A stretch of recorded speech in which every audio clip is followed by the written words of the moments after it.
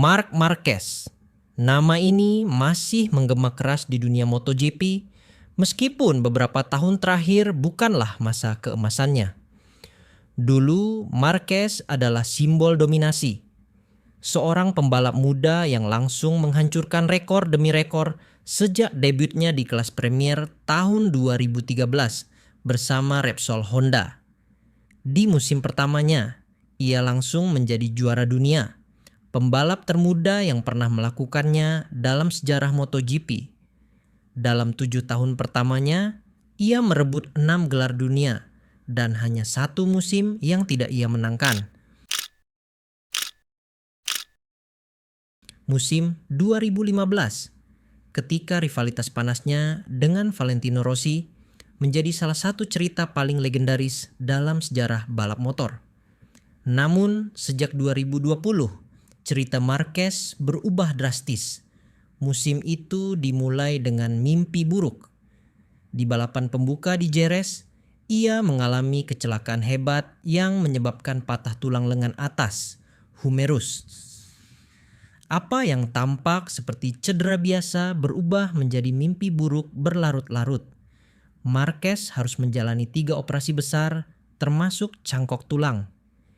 Ia melewatkan hampir seluruh musim 2020 dan kembali ke lintasan pada 2021 dalam kondisi yang jauh dari 100%. Selama 3 musim berikutnya, Marquez tampak kesulitan untuk menemukan performanya kembali. Bukan hanya karena fisiknya yang belum sepenuhnya pulih, tapi juga karena motornya Honda RC 213V semakin tertinggal dari pabrikan lain, terutama Ducati dan Aprilia. Dari seorang penguasa lintasan, Marquez berubah menjadi petarung papan tengah. Beberapa kali ia bisa tampil impresif, bahkan meraih kemenangan di Sachsenring pada 2021. Tapi itu hanya kilasan dari masa lalu. Dan akhirnya, pada akhir musim 2023, Marquez membuat keputusan besar, mungkin yang paling berani sepanjang karirnya. Ia meninggalkan Repsol Honda, tim yang sudah bersamanya sejak awal perjalanan MotoGP-nya, dan memilih bergabung dengan Gresini Racing, tim satelit Ducati. Banyak yang terkejut, banyak yang ragu. Tapi Marquez tahu satu hal, jika ia ingin kembali ke puncak, ia butuh motor yang kompetitif. Dan saat ini, Ducati adalah motor terbaik di grid. Musim 2024 pun menjadi musim transisi yang menarik. Bersama Gresini, Marquez langsung menunjukkan taringnya. Meskipun ia tidak langsung menang, ia beberapa kali naik podium dan mampu bersaing di barisan depan.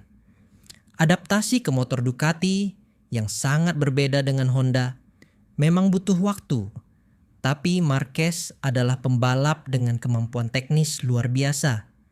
Dan perlahan tapi pasti, ia mulai membentuk ulang citra dirinya sebagai pembalap yang tak hanya legendaris di masa lalu, tapi juga masih bisa bersaing di era sekarang.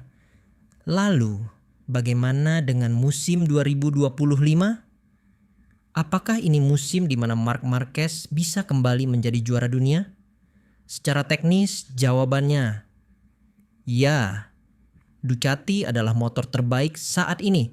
Bahkan tim-tim satelit seperti Gresini dan Pramac bisa memenangkan balapan karena kualitas dasar motor Desmo Sedici yang sangat unggul. Marquez juga sudah menunjukkan bahwa ia mampu menjinakkan motor ini, meskipun belum sepenuhnya. Musim 2025 akan menjadi musim keduanya bersama Ducati, dan jika adaptasinya terus berjalan positif, maka ia akan sangat berbahaya. Dari segi pengalaman, Marquez jelas berada di level berbeda dibanding para pesaing mudanya. Ia tahu bagaimana cara mengelola tekanan, bagaimana bertarung di lap terakhir, dan bagaimana mengatasi musim panjang dengan strategi matang. Mentalitasnya sebagai juara tidak pernah luntur. Ia tidak takut jatuh, tidak takut ambil risiko, dan selalu mencari celah sekecil apapun untuk menyalip di tikungan. Namun, seperti halnya semua prediksi, ada sisi gelap yang tidak boleh diabaikan. Pertama, persaingan di grid MotoGP saat ini sangat ketat. Pecco Bagnaia, juara dunia 2 kali, masih menjadi kekuatan utama Ducati pabrikan. Selain itu, usia dan kesehatan juga menjadi pertimbangan.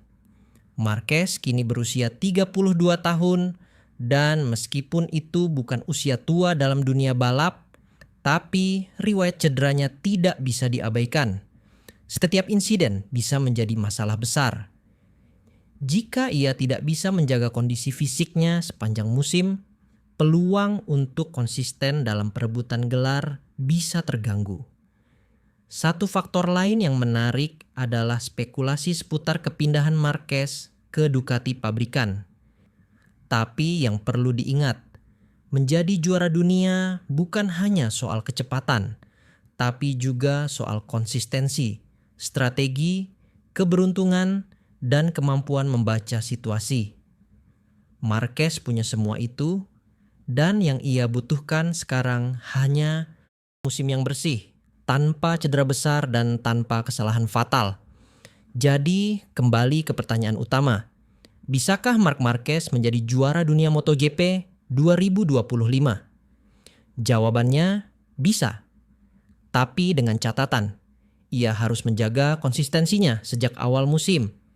Ia harus terus beradaptasi lebih dalam dengan motor Ducati. Ia harus menghindari cedera dan mengelola tekanan persaingan dengan cerdas. Jika semua itu berjalan sesuai rencana, maka gelar dunia ke-7 bukanlah mimpi. Dan jika itu terjadi, kita tidak hanya akan menyaksikan comeback terbaik dalam sejarah MotoGP, tapi juga pembuktian bahwa legenda sejati tak pernah hilang.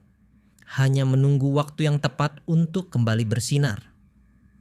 Kalau kamu percaya Marc Marquez masih punya peluang jadi juara dunia, tulis pendapatmu di kolom komentar. Atau kalau kamu pikir ada pembalap lain yang lebih layak, beritahu siapa dan kenapa.